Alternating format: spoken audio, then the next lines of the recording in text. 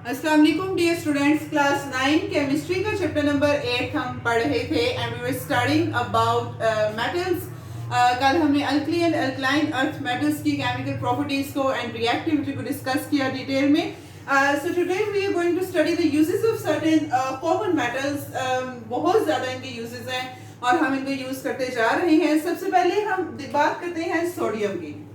Sodium जैसे आपको पता है अल्कली मेटल है, उसके अलावा it's more reactive metal, highly reactive metal है, सॉफ्ट है, लस्ट्रस है, इजीली कट हो जाता है नाइफ के साथ if we check out its certain properties.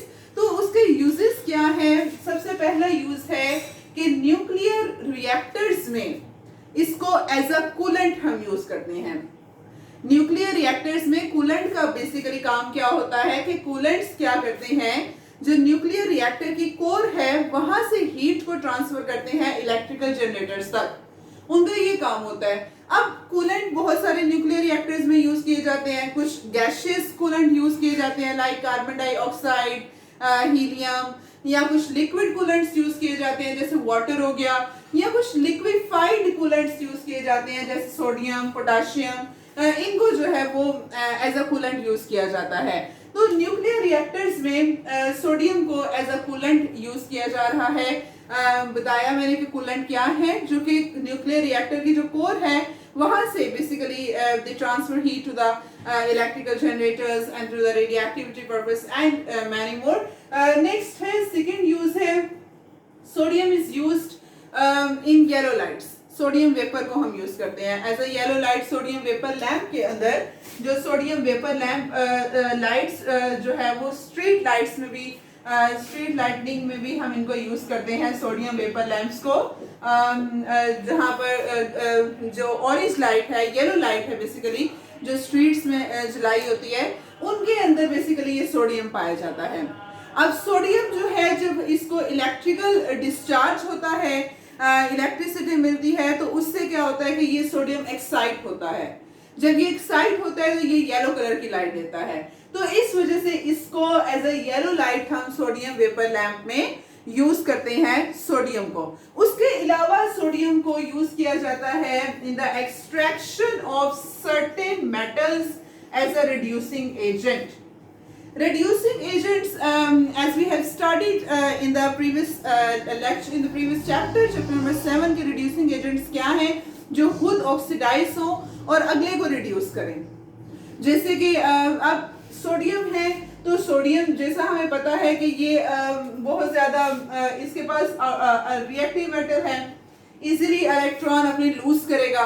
तो जब अपने इलेक्ट्रॉन लूज करेगा तो अगले को रिड्यूस कर देगा और खुद ऑक्सीडाइज हो जाएगा। इस तरह से फिर इसे एक्सट्रैक्शन ऑफ मेटल्स में as a strong, as a good reducing agent sodium को हम यूज करते हैं। तो ये सोडियम के यूजेस हैं।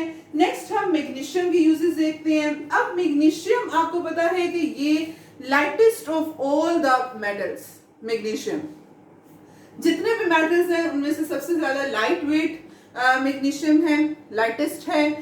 उसके अलावा बहुत सारी स्ट्रेंथ मैग्नीशियम में की स्ट्रेंथ है, स्ट्रॉन्ग होता है, रेजिस्टेंट टू कोरोजन होता है। उसके अलावा इलेक्ट्रिकल इंजीनियरिंग पर्पसेस में मैग्नीशियम को बहुत ज़्यादा यूज़ किया जाता है because of its highly damping power इसकी होती है, स्ट्रेंथ होती है, उसके अलावा ब्यूटी होती है, जिसकी वजह से शाइनिंग होती है, जिसकी वजह से हम मैग्नीशियम को बहुत ज़्यादा यूज़ करते हैं। यूजेस अगर हम मैग्नीशियम के देखें तो पहला इससे यूज लिखा हुआ है कि फ्लैश लाइट बल्ब्स में इसको और फायरवर्क्स में यूज किया जाता है।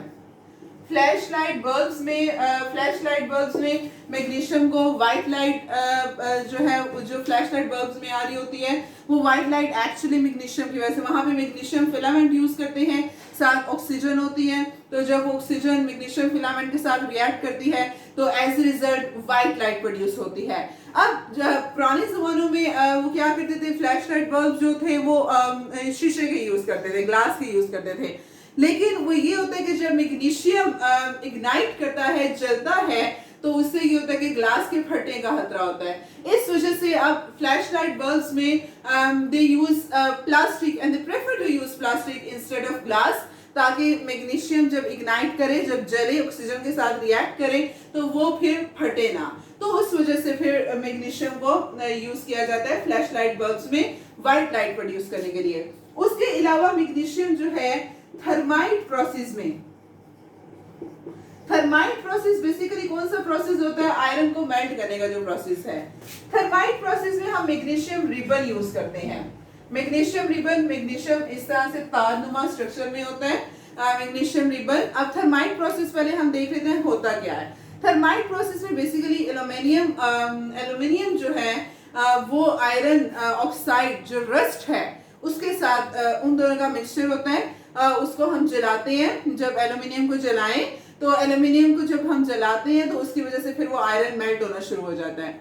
अब एल्यूमिनियम जो है उसको इग्नाइट करने के लिए, इस रिएक्शन को इनिशिएट करने के लिए, basically aluminium and iron oxide का जो रिएक्शन है इसको इनिशिएट करने के लिए वी नीड हीट। और वो जो हीट है, इनिशियल हीट है, that is provided by magnesium ribbon. Magnesium ribbon हम उस मिक्सचर में रख देते हैं, उस iron oxide and that of aluminium mixture उसमें हम रख देते हैं, फिर हम उसको जलाते हैं। तो जब मैग्नीशियम इग्नाइट होता है तो उसकी वजह से फिर एल्यूमिनियम इग्नाइट करता है। जब एल्यूमिनियम जलता है तो रिएक्शन स्टार्ट होता है और आयरन मेल्ट होना शुरू हो जाता है। तो उस ये हाई टेम्परेचर जब मैग्नीशियम जो है वो एल्यूमिनियम को इग्नाइट करता है तो बहुत ज्यादा टेम्परेचर होता है, 3000 डिग्री सेल्सियस ऑलमोस्ट टेम्परेचर होता है, फिर आयरन मेल्ट हो जाता है। तो इस तरह से फिर मैग्नीशियम थर्माइट प्रोसेसेस में यूज होता है। उसके अलावा मैग्नीशियम को यूज किया जाता है in the manufacturing of light alloys. अब जैसे आपको पता है कि आजकल इंजीनियरिंग डिमांड्स क्या है कि जो मशीनरी है वो अच्छी हो और वो लाइट हो, लाइट वेट हो। Basically weight is at the great discussion today कि अब नाउ डेज के अब जो है वो ऐसी मशीनरी हम यूज करें जो लाइट वेट हो। तो फिर उसके लिए क्या किया जाता है, जो मैग्नीशियम है क्योंकि ये lightest of all the metals है, इसकी स्ट्रेंथ भी है, रेजिस्टेंट टू कोरोजन भी है, डैम्पिंग पावर भी है इसकी and many more other characteristics की वजह से जो मैग्नीशियम है इसको फिर in the manufacturing of light alloys हम यूज करते हैं। लाइट वेट एलॉयज जो हल्के हल्के एलॉयज हैं फिर वो मैग्नीशियम की मदद से बना लिए जाते हैं ताकि फिर उनको इजीली हम मशीनरी में यूज कर सकें। उसके अलावा इसका चौथा यूज ये है कि कोरोजन को हमने प्रिवेंट करना है। जैसे मैंने आपको बताया कि जो मैग्नीशियम है इसके ये भी कैरेक्टरिस्टिक है कि this is corrosion resistant metal, तो इस वजह से फिर कोरोजन को प्रिवेंट करने के लिए भी मैग्नीशियम को यूज किया जाता है। लास्ट वाले है यूजेस ऑफ कैल्शियम। कैल्शियम को कहाँ पे यूज करते हैं, सिंपली कि पेट्रोलियम प्रोडक्ट्स है हमारे पास, पेट्रोलियम प्रोडक्ट जैसे पेट्रोलियम की फ्रैक्शनल डिस्टिलेशन की जाती है तो उससे kerosene oil, diesel oil, ether और बाकी जो दूसरे ऑयल है, मोटर फ्यूल ऑयल, वो निकाले जाते हैं। तो वहां पे फिर पेट्रोलियम फ्रैक्शन से सल्फर को एक्सट्रैक्ट करना होता है और उस सल्फर को, गंधक को एक्सट्रैक्ट करने के लिए हम कैल्शियम का यूज करते हैं। उसके अलावा इन the extraction of metals chromium, uranium, zirconium है तो उनमें भी हम क्रोमियम, यूरेनियम और जिरकोनियम इनको भी प्रोड्यूस करने के लिए हम कैल्शियम का यूज करते हैं। तो that was all about the uses of sodium, magnesium and calcium.